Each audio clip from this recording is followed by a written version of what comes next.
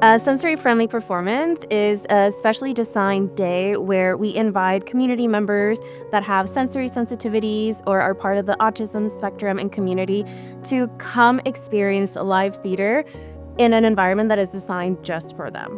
They are also for family members. Many times we have families that don't come to the theater because they don't feel that they can bring their loved one, or they can stay at home because they're concerned about what's happening at home.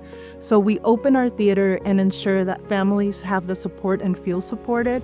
In a typical performance, there are store holds. You can't, be late. You have to stay in your seat. You have to be quiet. That is the current culture that we have built surrounding live theater. But with these performances, folks are able to come in and out to meet their needs, whether it is taking a break from being in a crowded space or taking a break from the emotional content that they're receiving with the show. They're able to do so, and they can exit and be with one of our sensory areas or a quiet area, or grab a snack or a sip of water, and then enter when they are ready to do so.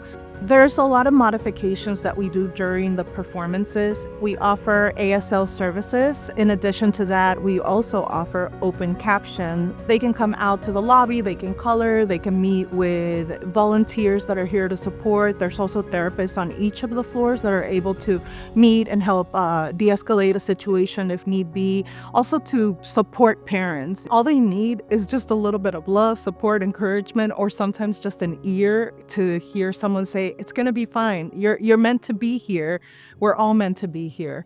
I think the biggest misnomer about doing a sensory performance is that there are going to be drastic changes, and they're not. You're still seeing the same show that you would see on any other night, except that we've modified things to make it less jarring in terms of noise, in terms of lights, in terms of strobes. We've tapered those types of things down. Obviously, the house lights are not going to be completely out, so we want to create a very family room type environment so that everyone is comfortable watching the show. But from an artistic standpoint, the actors are still going to do the same show they do 8 times a week. To come to a sensory-friendly performance is more than just sitting and enjoying a performance. It's the experience that you get the moment you walk into the venue and you feel like you are part of something, that you're part of a community, and that you belong. One of the things we really like about this program is it's for everybody. The kiddos with special needs having an opportunity to be themselves without their parents, shutting them down, right? Or you can't do that. Theater for all of us is such an incredible moment where we get to experience a story and get immersed in that story, where we get to feel something different than whatever terrible things might be happening out there in the world right now. And you know what? Individuals that have differences and have disabilities need that even more than the rest of us. We have a strong leadership that believes in accessibility. We believe that everyone should be able to enjoy a performance or a theater experience without feeling like they are being judged. Yeah.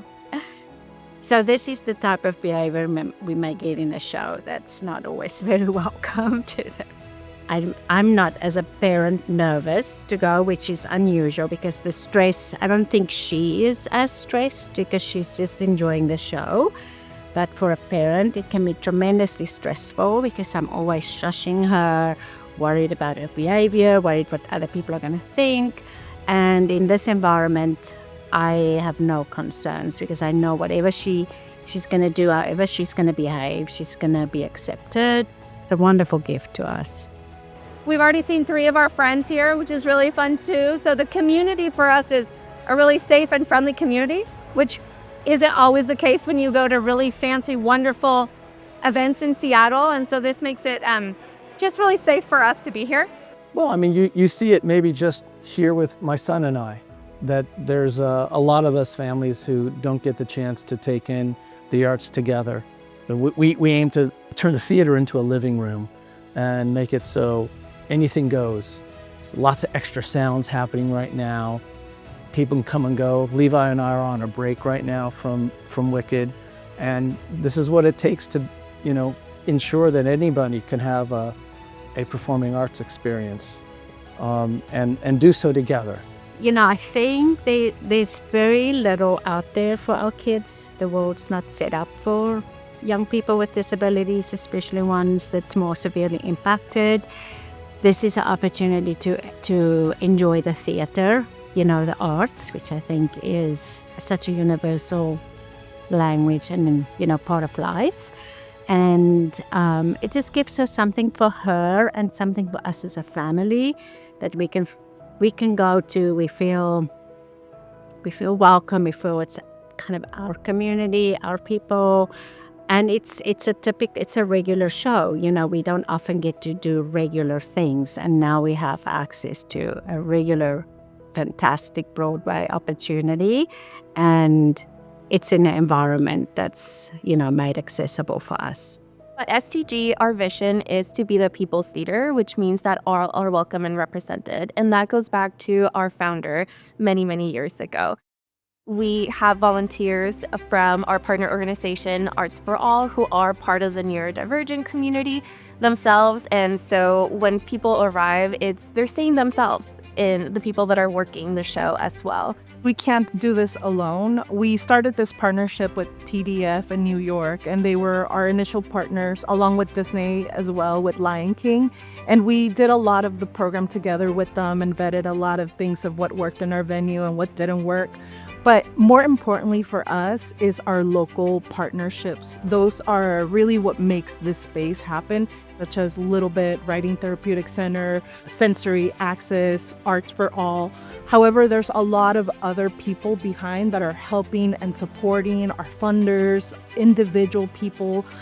We couldn't do this without our volunteers and everyone that is behind all of this. Little Bit is a community where horses transform the bodies, minds, and spirits of people with disabilities. We provide equine assisted services in a couple different programs for ages from 2 to 92.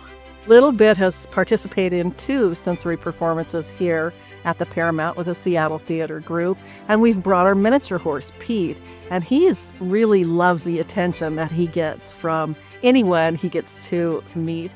And it's just something else that we can offer not only our participants who love to come to the sensory performances, but also it's just a unique way to engage with other participants, other theater goers here, and broaden the scope of what we do, and also help broaden the scope of the Seattle Theater Group and the Paramount with their sensory performances.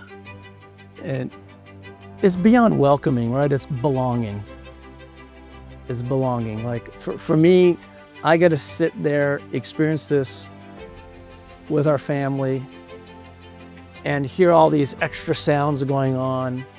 And for me, that feels like home.